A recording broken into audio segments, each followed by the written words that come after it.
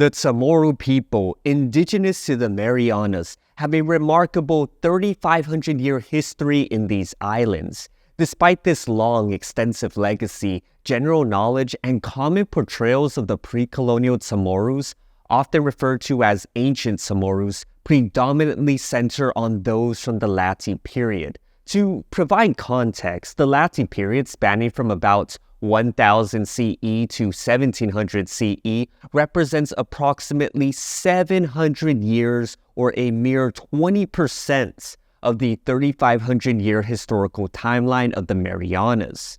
The earliest Chamorros arrived in the Marianas by 1500 BCE, meaning that the earliest Chamorros predate their Lati period descendants by around 2,500 years.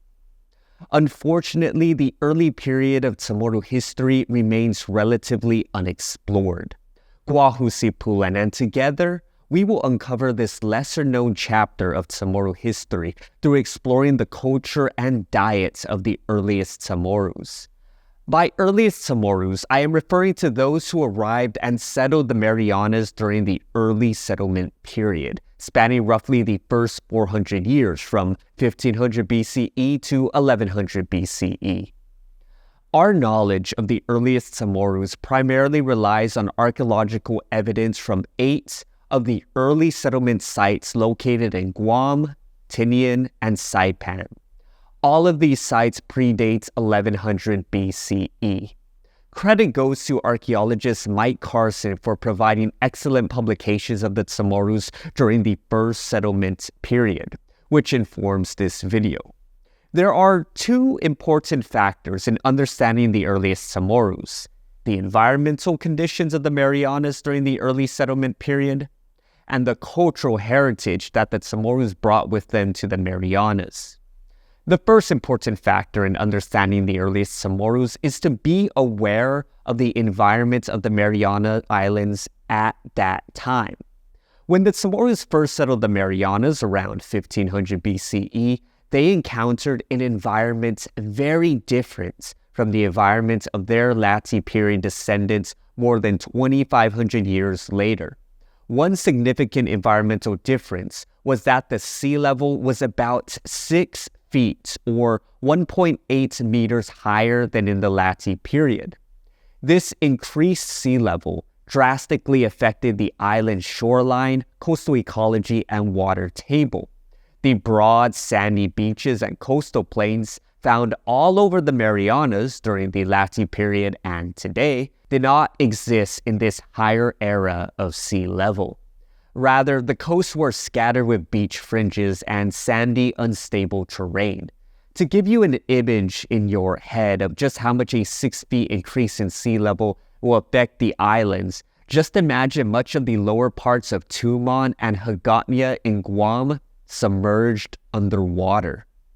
This environmental difference alone already made the lives of the earliest Chamorros very different from their Lati period descendants, as even a small fluctuation in sea level can make a significant difference in island and coastal settings, not only in the shapes of coastlines, but also in the coastal resources and behaviors of people who live closely with the sea. For example, the availability and types of food resources such as shellfish were very different during this period of higher sea level, which affected the diets of the earliest Chamorros. In choosing the sites to settle, the earliest Chamorros looked for coast locations where aquatic and terrestrial resources, especially fresh water, could be accessed. This made the larger southern islands of the Marianas the most attractive places to settle, as these islands contained a relative abundance of resources, especially a steady supply of fresh water. This is evident by the fact that all 8 of the known early Mariana sites are located in Guam, Puti'on, and Saipan at their ancient shoreline of the time. The second important factor in understanding the earliest Chamorros is recognizing that they brought with them a pre-existing cultural heritage to the Marianas. The Chamorros didn't just spontaneously appear in the Marianas. They had to come from somewhere. And so far, the research indicates that their prior homeland was most likely somewhere from island Southeast Asia.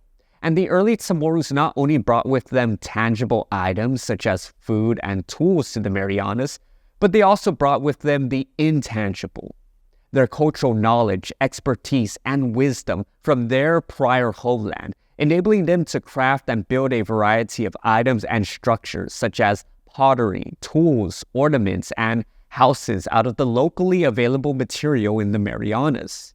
They utilized the cultural heritage of their prior homeland to establish settlements and a lifestyle in the Marianas which closely mirror their settlements and lifestyle in island Southeast Asia, because that was what they were already familiar with.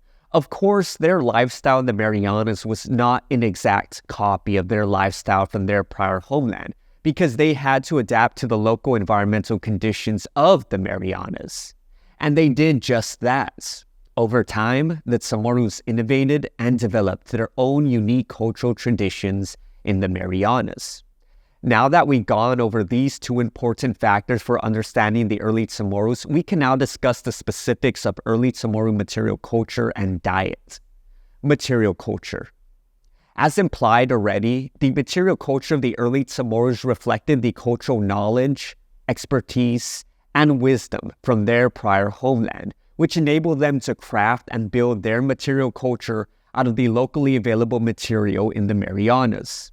All 8 of the earliest sites present an incredibly consistent material culture from their crafted pottery, tools, ornaments, and stilt-raised structures located at the coastline, indicating a shared common way of life among the inhabitants of these settlements, as well as an established floating village heritage found all over the coastlines of island Southeast Asia. Notably, no early settlements have been found inland. Many of the artifacts made by the earliest Chamorros during this period are quite different from their latter period descendants. Furthermore, the environmental record of the Marianas indicates minimal human-caused changes at the time of initial settlement around 1500 BCE and for many centuries after, until ultimately intensifying during the latter period, more than 2,500 years later. Moreover, there is no evidence of a mass extinction of birds in the Marianas, which is characteristic of the peopling of other Pacific islands after initial settlement. This may be due to the Chamorros not bringing in domesticated animals or rats to the islands, as such animals can wreak havoc on a bird population. Structural features. Archaeological findings reveal that the early Chamorro sites featured stilt-raised houses positioned along the shoreline and arranged in accordance with the coastline. These houses were strategically built in close proximity to coral reefs and lagoons, particularly in locations adjacent to mangroves or shallow water seagrass habitats. During the high tide, the stilt-raised houses would create the illusion of floating above the water, while during low tide, the exposed land offered abundant opportunities for harvesting aquatic resources. In these early villages, there were hearths and stonework pavings. Artifacts were generally more plentiful within and surrounding the stonework, while food waste was more frequently found outside the direct vicinity of these features, with a particularly high concentration in the seaward area of the site. Hearths were located beneath or between the houses, and they were made of limestone cobbles, which were used as heating stones, as evidenced by the soot. Less formal features included small ash piles and excavated rubbish pits.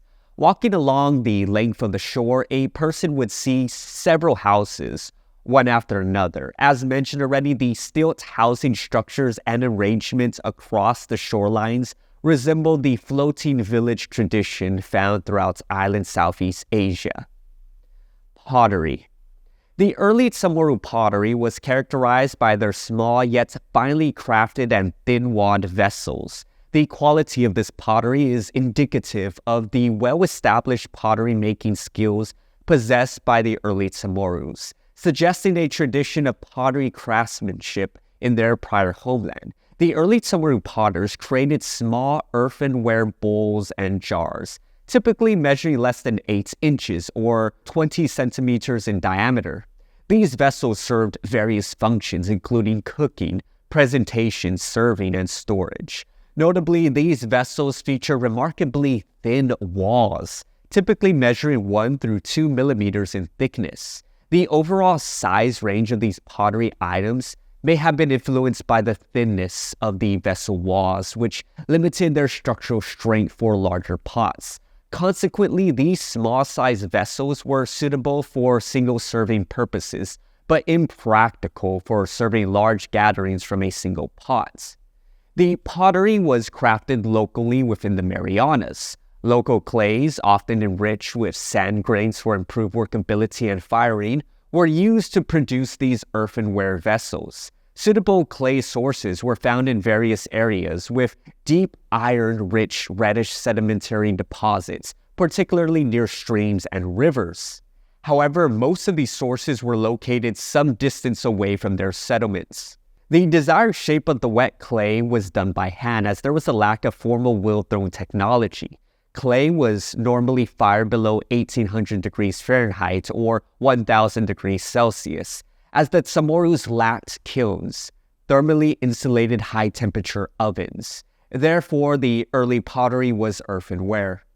Decorations on pottery, though finely executed, were relatively rare, appearing on less than 1% of pottery fragments. These decorations included combinations of fine line incisions, rows of circles, and point-and-press patterns, often accentuated with white lime infill. A distinguishing feature of most early pottery is the presence of a red slip, hence the term red ware, and thus Mariana's red ware. This red slip was made of a thin layer of non-tempered red clay applied to both the interior and exterior surfaces of the pots. While the color typically exhibited a vibrant, flashy red hue, duller variations and occasional buff colors and black burnished surfaces were also observed. The early pottery, known for its thinness, redware, and finely decorative traditions, would change significantly over the next several centuries, eventually ceasing altogether by 1 CE, replaced by a tradition of larger, more utilitarian purpose pots. Ornaments. In the early settlement period, the Chamorros crafted numerous forms of body ornaments, from beads, bangles, necklaces, and circlets, typically made from conus shells, and the ornaments were generally finely made and polished. A unique small Cypraea shell bead is exclusively found in the earliest sites, predating 1000 BCE, yet they occur in very low numbers. The most widely produced ornaments were tiny polished conus shell beads, and they could have been used for anything from necklaces, bracelets, mats, and most speculative of all, clothing, as some of these Chamorro ornaments resemble the decorative items seen in clothing of indigenous Austronesian peoples in Taiwan.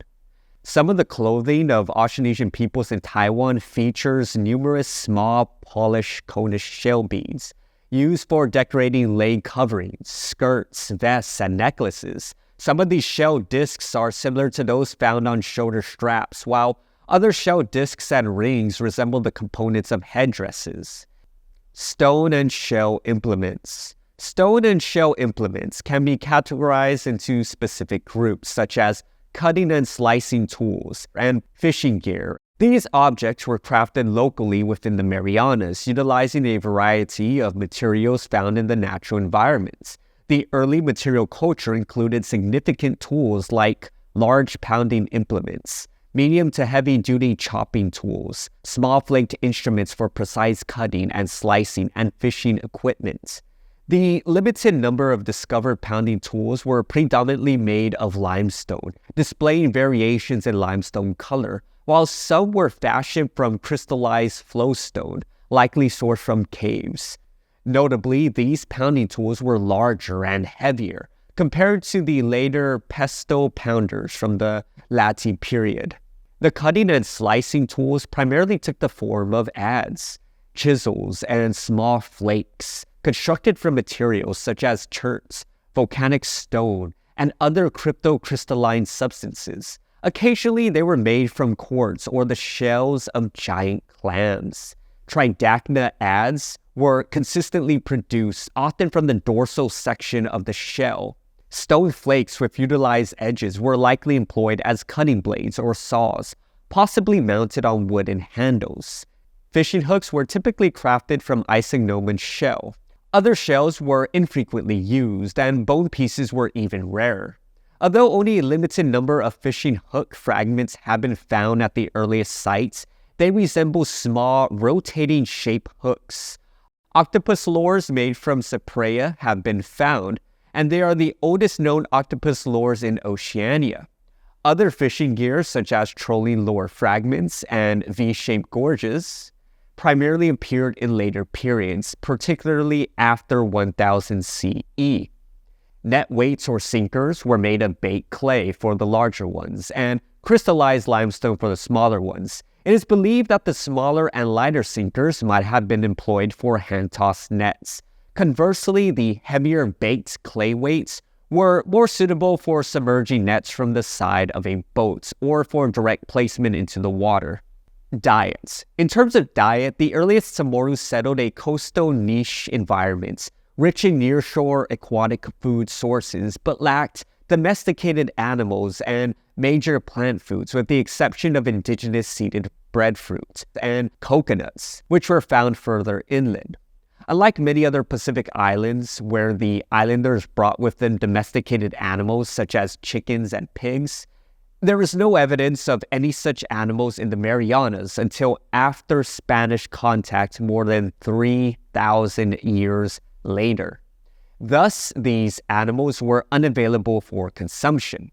Many of the major food plants which sustained latter period Chamorros, such as seedless breadfruit, yams, certain varieties of taro, and bananas, were unavailable for the earliest Chamorros because these plant foods were not indigenous to the Marianas, as they needed to be imported. Now, it's unclear when exactly these plant foods were eventually introduced to the Marianas by the Chamorros, but the point is that the earliest Chamorros lacked immediate access to an abundance of starchy and dietary nutrients from plant foods.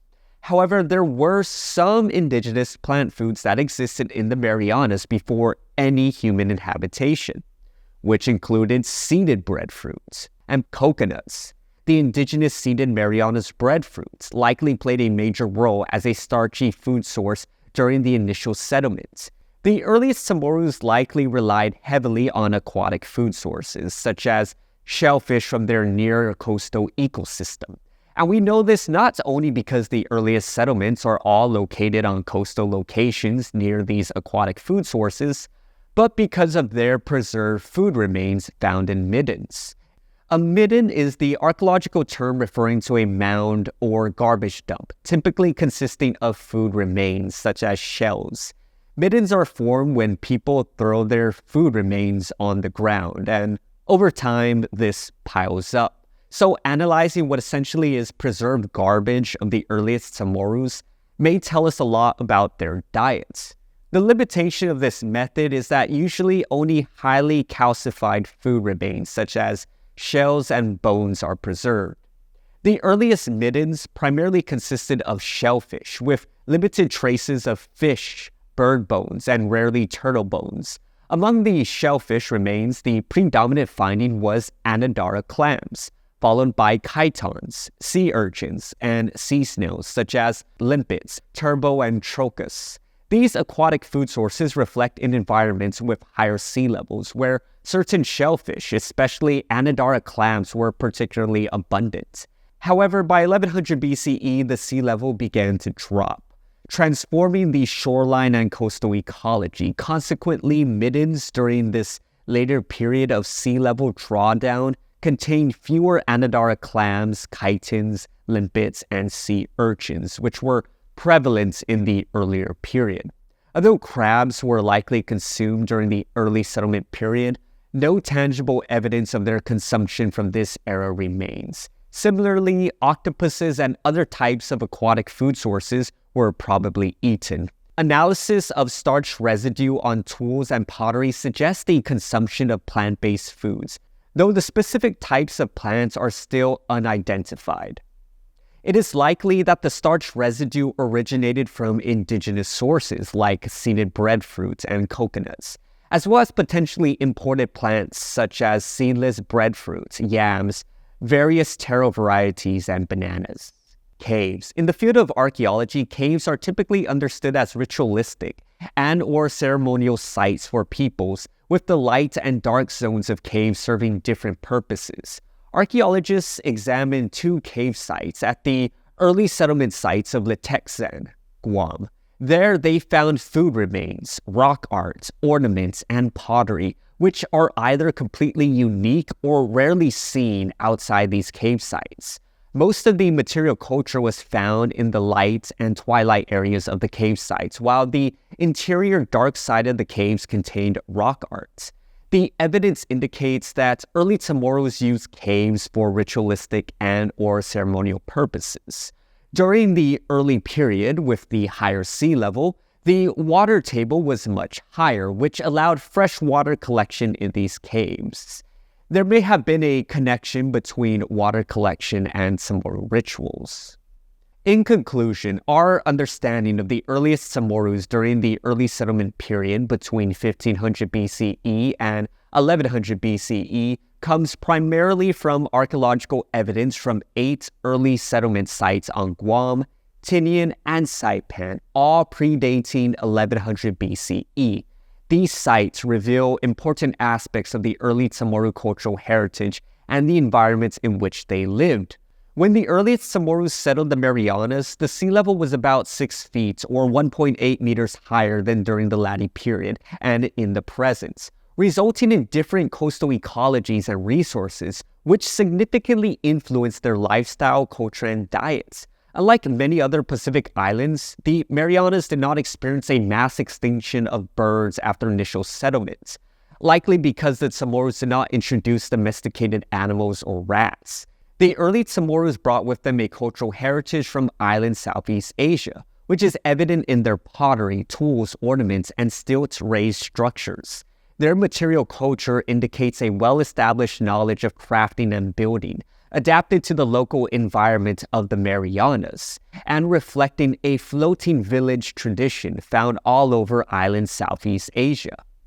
The earliest Chamorros strategically chose to settle at coastal locations with access to aquatic and terrestrial resources, especially fresh water.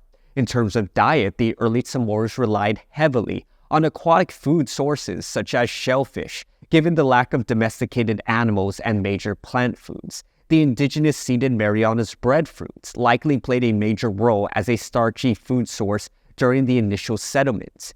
Caves also played a role in their ritualistic practices, likely connected to water collection. The earliest sites contain pottery, tools, shell ornaments, and other artifacts that differ significantly from the well-known items of the Latte period. For instance, the finely decorated red slip pottery and polished conish shell traditions that characterized the early settlement period had disappeared from Chamorro culture by 1 CE. Moreover, the middens of seashells and animal bones suggests that the early Chamorros had access to a very different range of food sources during the period of higher sea level. It is important to note that just as Chamorro culture evolved over the past 400 years, the early Chamorros also underwent significant changes during the first 400 years of their initial settlements.